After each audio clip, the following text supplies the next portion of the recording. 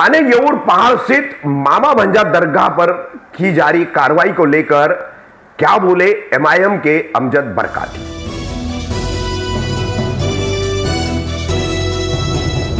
मैं रफीक कामदार हिंदुस्तानी रिपोर्टर में आपका स्वागत है। जैसे कि पहली खबर में हमने आपको बताया, थाने येऊर पहाड़ी स्थित संजय गांधी नेशनल पार्क से जुड़ा हुआ यह पूरा वन विभाग का हिस्सा, इसमें वन विभाग द्वारा पुलिस बंदोबस्त में मामा सरकार रहमतुल्लाह अलैह और भांजा सरकार रहमतुल्लाह अलैह इनकी मज़ारों पर कार्रवाई शुरू की गई है। इन कार्रवाइयों को लेकर के पूरा लेखा जोखा क्या है, किस तरह से कानूनी लड़ाई लड़ी गई है, किस तरह से इसमें राजनीतिक पार्टियों की आपसी खींचातानी भी एक कारण है और क्यों करके ये कार्रवाई की जा रही है, इस पर हमारी थाने के राबोड़ी के रहने वाले समाज सेवी तथा एमआईएम के पदाधिकारी अमजद बरकाती से विस्तृत तौर पर बातचीत हुई है। क्या उन्होंने कहा है इस कार्रवाई को लेकर, क्या जानकारी दी और किस तरह की बातें उन्होंने रखी है, देखिए इस वीडियो में। क्या नाम है? मेरा नाम अमजद बरकाती है। मैं एआईएमआईएम का स्पोक पर्सन और ऑब्जर्वर हूँ, थाना फलगढ़ डिस्ट्रिक्ट। ये मामू भांजे जो दरगाह है जिसका आज डेमोलेशन हो रहा है, और कल भी आप लोग फॉरेस्ट विभाग के बाहर खड़े थे, वहां पर फॉरेस्ट डिपार्टमेंट साहब की बहस भी हुई और कल से ये मसला मतलब 3 दिन से उलझा हुआ है। तो इसकी पूरा क्या इतिहास है? मामू भांजे की दरगाह जो ऊपर पहाड़ पे है, ये किस जगह है और पूरा इतिहास क्या है इसका? ये मामू भांजे की दरगाह अभी हम तो बचपन ही है हमारा गया था, और दूसरी चीज़ है कि अभी लास्ट टाइम जो उर्स गया ये 376वां उर्स मुबारक था। और ये मामू भांजे की जो दरगाह ये पहाड़ पे है, ये किस जगह है? ये जगह है इंदिरा नगर वागले स्टेट। इंदिरा नगर वागले स्टेट है, यहीं से इसका गेट मिलता है ऊपर जाने का, और एक रामनगर से, लेकिन प्रॉपर जो आता है ये इंदिरा नगर वागले स्टेट में ही आता है। और बाबा की मज़ार जो है आज 350 पौने 400 साल से वहाँ पर मौजूद है, जबकि ये फॉरेस्ट वगैरह का नामो निशान नहीं था। और दूसरी चीज़ इसमें है कि वहाँ पर ज़ायरीन सभी हिंदू मुसलमान एकता का प्रतीक एक प्राचीन दरगाह में माना जाता था। ये चीज़ को कभी हमने ये नहीं सोचा था कि बचपन से आज तक देखे कि ऐसी कार्रवाई कभी इस पे हो सकती है। ठीक है, 3 साल पहले कोई कंप्लेनेंट था उसका, लेकिन वहाँ पर मामला समझा के मामला ये हो गया था, और उसके बाद में इसको स्टे भी था लगभग 3 साल तक का। और दूसरी चीज़, ये जो पहले जिसने कंप्लेंट डाला था, क्या आधार पे डाला? वो कोई बजरंग दल का आदमी था, वो मेंटल हॉस्पिटल साइड का, तो इस आधार पे डाला था क्या वहाँ पर आतंकवादी का अड्डा या जैसा भी है। तो हमने कहा था क्या अगर एक भी एफआईआर अगर उस चीज़ में मिलती है, क्या किसी आतंकवादी को ऊपर से लाया गया है या ऐसी एक्टिविटीज़ ऐसी कुछ होती है तो बताया जाए। तो ऐसी कोई चीज़ नहीं थी, बेबुनियाद बात थी, इसलिए उसको भी पीछे हटना पड़ा। सारी चीज़ उसमें हुई, उस पे स्टे मिला था। उस पर स्टे भी मिला था, 3 साल तक का स्टे था, और मुसलसल उर्स वगैरह उसी तरह से होते रहे। स्टे कब खत्म हुआ? स्टे तकरीबन 2 तारीख को ख़त्म हुआ, इस महीने की, इस महीने की 2 तारीख को खत्म हुआ। स्टे खत्म होने के बाद फिर अचानक में फॉरेस्ट ऊपर कार्रवाई के लिए, देखिए फॉरेस्ट की कार्रवाई में बोलता हूँ कि 2 राजनीतिक पार्टियों का मामला है, और ये ईगो पॉलिटिक्स का मामला है, जिनके बीच में सिर्फ अगर इनको कोई मिलता है तो मुसलमान और मुसलमानों के इदारे। और दूसरी चीज़ है कि तमाम दरगाह कमेटी और हम ज़ायरीनों ने इतनी भागदौड़ की, और उस बीजेपी के लीडर के रजिस्ट्रेशन कब? ये रजिस्ट्रेशन 1958 का इनका रजिस्ट्रेशन है, 1950 का, पूरे डॉक्यूमेंट्स क्लियर है, सारी चीज़ें हैं। लेकिन फॉरेस्ट ने अपनी एक साइड कार्रवाई में इस तरह का दिशा भूल और मिसगाइड किया कि पहले तो ये बताया कि अतिक्रमण जो शेड है सिर्फ शेड हटाना है इस बात को लेकर के, और अचानक 2 दिन पहले बोलती है कि दरगाह भी डेमोलेशन, दरगाह को शहीद करना है। तो इस बात पे हम डायलॉग करने कल वहाँ पर गए, वहाँ पर हमने बोला भी अगर आपका ठीक है ये निर्णय है तो हमको भी ज़रा कोर्ट वगैरह जाने के लिए फिर से मौका दीजिए, और क्या मामला कोर्ट का आता है फिर सम्मानीय कोर्ट का हम आदर करते हुए जो कोर्ट का आदेश रहेगा उसके ऊपर पालन करेंगे। लेकिन ये तो साफ साफ समझ में आया कि कल जो अनीता पाटिल, प्रदीप पाटिल जो फॉरेस्ट के ऑफिसर है, इस तरह का ये लोग मन बना के बैठे थे, और इस तरह की इनकी डायलॉग थी क्या कुछ मतलब इनको सुनना ही नहीं किसी का, मतलब एक तरफा तानाशाही, हुकुमशाही जिसको कहते हैं, वो इस तरह से मतलब समझ में आ रहा था कि कुछ ही नहीं है। हम इतने लाचार और माजूर होकर के इतनी रिक्वेस्ट कर रहे थे कि आप ये चीज़ को रोकिए मैडम, हम आगे कानूनी प्रतिक्रिया जो है उसके मार्ग से जा करके अगर फिर भी ऐसा होगा तो हम सम्मान और सहकार्य करेंगे आपको। लेकिन फिर भी 1 मिनट ना देते हुए उन लोगों ने, फिर हमने वहाँ पर बाहर आकर के हमने प्रेस कॉन्फ्रेंस भी की, बताया भी कि शायद रात से कुछ मामला बदल जाए, लेकिन पूरा के पूरा मामला हमको समझ में आया क्या पॉलिटिकली था, और इसी पॉलिटिक्स के अंदर सिर्फ मुसलमानों के आधार है और मुसलमानों की जो संस्था है ये पीसी जा रही है। और आपके माध्यम से कहना चाहता हूँ उन बीजेपी में बैठे हुए उन मुसलमानों को, जो लोग हमारी नुमाइंदगी का दावा कर रहे हैं वहाँ पर बैठ के, तमाम लोगों के पास हाजी अरफात से लेकर के गणेश नाइक से लेकर के खुद संजय केड़कर अपने इस पे पोस्ट करता है कि अवैध निर्माण माऊ भांजा, जबकि पूरे डॉक्यूमेंट्स हमारे क्लियर है।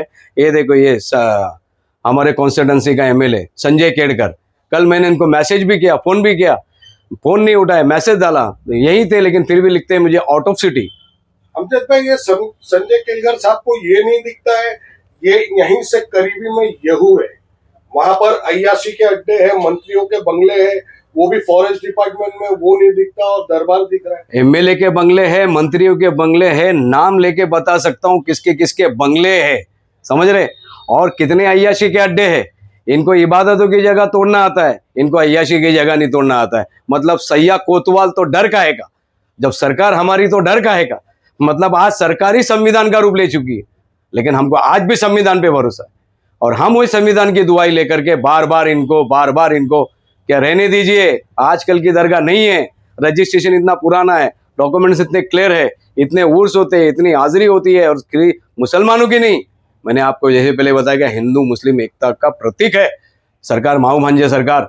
और आप फॉरेस्ट ऑफिसर 2 दिन पहला नोटिस देते हो और इसमें बताते हो कि सिर्फ शेड, और 2 दिन में बोलते हो कि दरगाह डेमोलिशन। इन फॉरेस्ट ऑफिसर के ऊपर किसका प्रेशर था? मंत्रियों का, नेताओं का। वन विभाग का मिनिस्टर है गणेश नाइक है, वन विभाग का मंत्री है, ठीक है। अभी शिंदे साहब के उनके क्या मतभेद है हमको मालूम नहीं है, लेकिन कहीं ना कहीं शिंदे साहब का भी इनको सपोर्ट नहीं मिला है, ना ही गणेश नाइक साहब का सपोर्ट मिला है। हम ये बात दावे के साथ कह सकते हैं कि राहत इंदौरी साहब का शेर मुझे याद आता है, क्या लगेगी आग तो आएंगे सभी इज्जत में। यहाँ सिर्फ हमारे अकेले का मकान नहीं है। आज आप समझेंगे ना कि सिर्फ माऊ भांजे तक ये रुक गए, ये माऊ भांजे पीर दरगाह तक का सिर्फ रुके नहीं है। याद रखो मुसलमानों और तमाम वो इदारे, वो चाहे हमारे हिंदू भाइयों के भी इदारे, आप याद रखना आज बारी हमारी पे, लेकिन कल बारी तुम पे भी आएंगी। ये सत्ता का गणित, ये हिंदूवादी सरकार, ये जातिवादी सरकार जिस तरह से वन साइड जो अन्याय हमारे साथ कर रही है, एक ना एक दिन तो इंशाल्लाह इसका खुलासा होगा, और इंशाल्लाह उस दिन हम लड़ने की ताकत भी रखेंगे। आज आपने देखा कि तमाम गुस्ताखे रसूल में भी एफआईआर हुई, लेकिन रामगिरी का क्या हुआ? कुछ नहीं। क्यों? क्योंकि सेंट्रल में और स्टेट में इनकी बहुमत वाली सरकारें बैठी है। लेकिन याद रखो, एक दिन पल्ला पलटता है, ये ज़्यादा दिन नहीं चलने वाला। आज है कि हर आँख गमगीन है, सिर्फ यहाँ इंदिरा नगर वागले स्टेट वालों की नहीं, हम राबोडी वालों की भी, मुमरा वाले की भी, जहाँ जहाँ जायरीन है, जो आज सुन रहा है और जो अब आपके माध्यम से आगे सुनेंगे, वो भी ये हो जाएंगे कि यार मामला क्या हुआ। पेपर वर्क में कोई कमी नहीं थी, डॉक्यूमेंटेशन में कोई कमी नहीं थी, लेकिन इनको मालूम था आज इतना पुराना वहाँ पर मैप के अंदर दरगाह का उल्लेख है, सारी चीज़ें हैं, लेकिन उसके बाद भी इस तरह से नकारा है। और आज हम जा रहे थे सुबह 4 बजे पूरी टीम के साथ ऊपर, क्या कुछ तो मामला हो जाए, आखिरी वक्त में कुछ तो हम रिक्वेस्ट करें, तो पुलिस ने हमको यहीं रोका, किसी को जाने नहीं दिया, पूरा घेराबंदी करके रखी। और कल तक तो डिपार्टमेंट और सारी ऐसी चीज़ें बात कर रहे थे क्या बड़ा कॉपरेट मिलेगा, लेकिन आज ऐसा समझ में आया कि कोई कॉपरेट नहीं है, सिर्फ इसीलिए कि आज इनको जो दरगाह शहीद करना थी जो इन्होंने कर दी है। अमजद भाई, नोटिस में क्या दिया था? पहले शेड दिया था, पहला शेड दिया था पहला शेड दिया, और 2 दिन पहले सीनियर पीआई ने उधर बुला के बताया कि हमको बंदोबस्त है, हम कुछ नहीं कर सकते, पुलिस तो सिर्फ बंदोबस्त कर सकती है। उसमें फिर वो ऑफिसर ने बोला बोली इनको बुला करके क्या उसके अंदर दरगाह भी शहीद होने वाली है। तो जब दरगाह का शहीद होने का जब नाम आया, उसके बाद में जो मतलब मामला था कि भाई सब जिधर उधर लग गए रिक्वेस्ट करने में, कोई तो आ जाए। अमजद भाई, ये जब आप लोगों को नोटिस आया तो उसको लेके आप लोग कोर्ट गए थे क्या? स्टे के लिए वापस से आपने मांग करी थी? अरे इन लोग ने ऐसा गेम खेल लिया कि हमको बुला रहे शनिचर को, और अति क्रमांक की इन्होंने शेड की बात की थी, तो माशाल्लाह कुछ बच्चों ने जाके वहाँ से अति क्रमांक और शेड वगैरह उसी टाइम हटाने की प्रतिक्रिया चालू कर दी थी कि खाली शेड का इसका मामला है इसमें। लेकिन ये लोग ने शनिचर को बुला करके, क्योंकि मालूम है कि कल संडे है, कल कुछ कोर्ट वगैरह मिलने वाला नहीं, कल किधर सुनवाई नहीं है, तो ये लोग ने अचानक शनिचर के दिन बोलते कि दरगाह भी शहीद करने वाले। तो आदमी जाए तो जाए कहाँ? मतलब अगर 1-2 दिन पहले का भी टाइम होता और सारी चीज़ें अगर ये लोग बता दे, और ये लोग बोलते कि हमने पहले भी नोटिस भेजी थी स्पीड पोस्ट वगैरह से, लेकिन वो नहीं, तो इन लोग ने सिर्फ एक फालतूगिरी और घटिया की एक फॉर्मेलिटी की है, और यही कहना चाहूँगा अंत में कि फॉरेस्ट ने सरासर यहाँ पर हुकुमशाही और तानाशाही का खेल खेला है।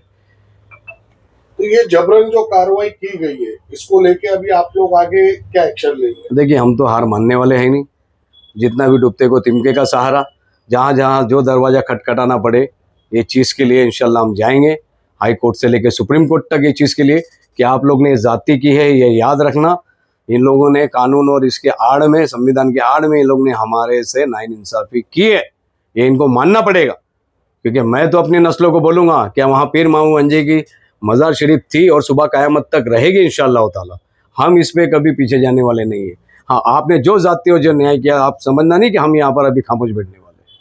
हम यहाँ से और आगे की जो प्रतिक्रिया रहेगी इंशाअल्लाह ताला, जिसके पास जाना है जाएंगे। इसके पहले भी हम जा चुके हैं, पहले भी। तो ठीक है, आपको जो करना था आपने कर लिया है। अब हम भी संविधान मार्ग से, जो कानूनी प्रतिक्रिया का मार्ग है, उससे जाएंगे और इनका चेहरा दुनिया के सामने दिखाएंगे कि आप लोगों ने किस तरह की जाति और अन्याय हमारे साथ किया है। और आपके माध्यम से फिर कहना चाहूँगा कि बीजेपी के मुसलमानों, याद रखना, कोई भारी काम नहीं है तुम्हारा उधर, बहुत भारी इज्जत नहीं है तुम्हारी उधर। अगर होती ना तो तुम कम से कम आज ये इदारे को बचाने में सक्षम होते। बहुत से बीजेपी के नेता के पास गए, हाजी अरफात के पास में भी गए, गणेश नाइक के पास भी गए, सबके पास गए, किसी से कुछ मामला हुआ नहीं। और हमारे जो मुस्लिम नुमाइंदे उनके पास काम करते उनको लेकर गए, लेकिन फिर भी आज हमारे हाथ में यही समझ में आया कि आज दरगाह दोनों भी शहीद हो चुके।